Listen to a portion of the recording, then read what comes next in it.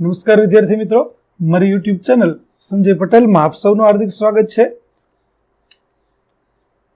મિત્રો, આજના વિડીયોની અંદર આપણે ધોરણ 9 વિષય હિન્દી જેનો પાઠ 10મો કે જેનું નામ છે ભારત ગૌરવ, આ પાઠના સ્વાધ્યાયના પ્રશ્નો અને તેના જવાબો વિશે શીખવાના છીએ। વિદ્યાર્થી મિત્રો, જો તમે મારી ચેનલમાં નવા હોય તો મારી ચેનલને જરૂરથી સબસ્ક્રાઇબ કરો, વિડીયો સારો લાગે તો લાઇક કરો, શેર કરો અને બેલ નોટિફિકેશન ઓન કરો। તેમજ વિદ્યાર્થી મિત્રો, આ પાઠની પીડીએફ જોવા માટે પ્લે સ્ટોરમાં જઈ અમારી એપ્લિકેશન વિશ્વગુરુ સંજય પટેલ ડાઉનલોડ કરી તમારા મોબાઈલમાં ઇન્સ્ટોલ કરો। જે તમે ખોલશો તો તમને આ પ્રકારે જોવા મળશે, જેમાં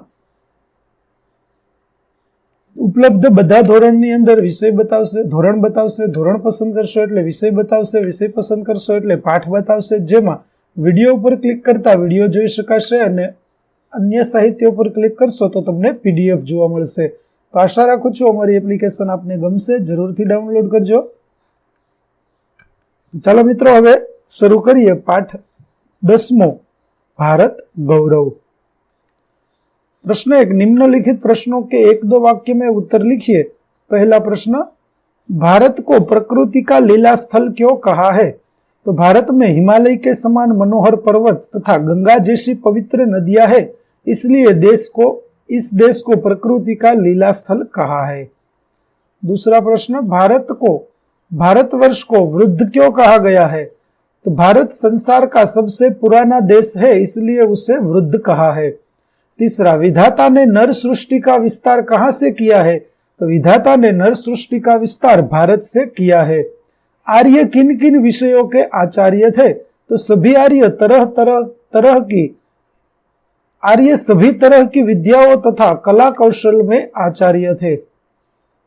पांचवा, आर्यों की संतान आज किस स्थिति में जी रही है? तो आर्यों की संतान आज अधोगति में जी रही है। छठा प्रश्न, आर्यों की क्या विशेषताएं रही है? तो आर्य हमेशा स्वार्थ से अधिक परोपकार को महत्व देते हैं, वे मोह से दूर रहते हैं और निष्क्रिय रहना पसंद करते हैं। दूसरा प्रश्न, निम्नलिखित प्रश्नों के 5-6 वाक्यों में उत्तर दीजिए। पहला, गुप्त जी ने भारत के गौरव को किस रूप में हमारे सामने रखा है? उत्तर, गुप्त जी कहते हैं कि भारत प्रकृति का पुण्य लीला स्थल है, यह ऋषियों की पावन भूमि है, भारत ही संसार का सिरमौर है, भगवान की बनाई हुई भवभूतियों का सबसे पहला भंडार भारतवर्ष ही है, यहाँ के निवासी आर्यों की यह प्रसिद्ध भूमि है, आर्यों ने ही संसार को विद्या और कला कौशल की शिक्षा दी।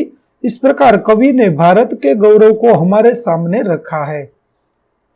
दूसरा, भारतवासियों के बारे में गुप्त जी क्या कहते हैं? तो गुप्त जी के अनुसार भारतवासी आर्यों की संतानें हैं। एक समय था जब आर्य विद्या और कला कौशल में सबसे आगे थे, ज्ञान विज्ञान के क्षेत्र में उनका कोई मुकाबला नहीं कर सकता था, परंतु उन महान आर्यों की संतान होकर भी आज भारतवासी अधोगति में पड़े हुए हैं। प्रगति की दौड़ में वे बुरी तरह पिछड़ गए हैं, फिर भी अपने महान पूर्वजों के उच्च आदर्शों को वे नहीं भूले हैं। प्रश्न 3, योग्य विकल्प द्वारा रिक्त स्थानों की पूर्ति कीजिए। भारत को खाली जगह कहा गया है, तो ऋषि भूमि। दूसरा, वृद्ध भारत ही संसार का खाली जगह है, तो अब उत्तर होगा सिरमौर। तीसरा, विधि ने खाली जगह का विस्तार यही से किया है, तो उत्तर होगा नर सृष्टि। चौथा, भारत के निवासी खाली जगह है, तो उत्तर होगा आर्य। पांचवा, आर्यों की संतानों की आज खाली जगह हो गई है, तो उत्तर होगा अधोगति। प्रश्न 4, क विभाग को ख विभाग के साथ उचित रूप में जोड़ते हुए पूरा वाक्य लिखिए। तो पहला, उसके सामने उत्तर होगा वृद्ध भारतवर्षी संसार का, उत्तर होगा सिरमौर है। विद्या कला कौशल के प्रथम आचार्य आर्य है। संपूर्ण देशों से अधिक भारत का उत्कर्ष है। भगवान की भवभूति का प्रथम भंडार है। भारत ऐसा पुरातन देश दुनिया में कोई दूसरा नहीं है। भारत के निवासी आर्य है।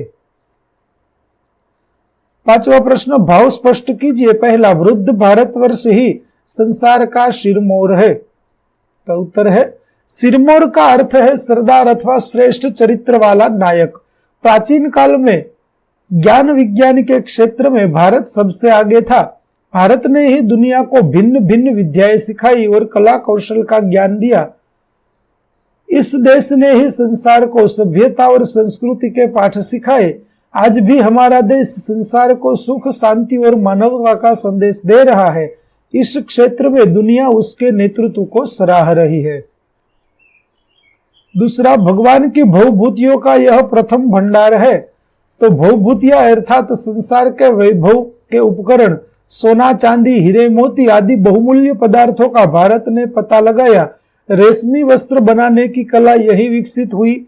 इस प्रकार भारत में केवल ज्ञान विज्ञान का विकास ही नहीं हुआ, वैभव के उपकरणों का उपभोग भी यहीं से आरंभ हुआ।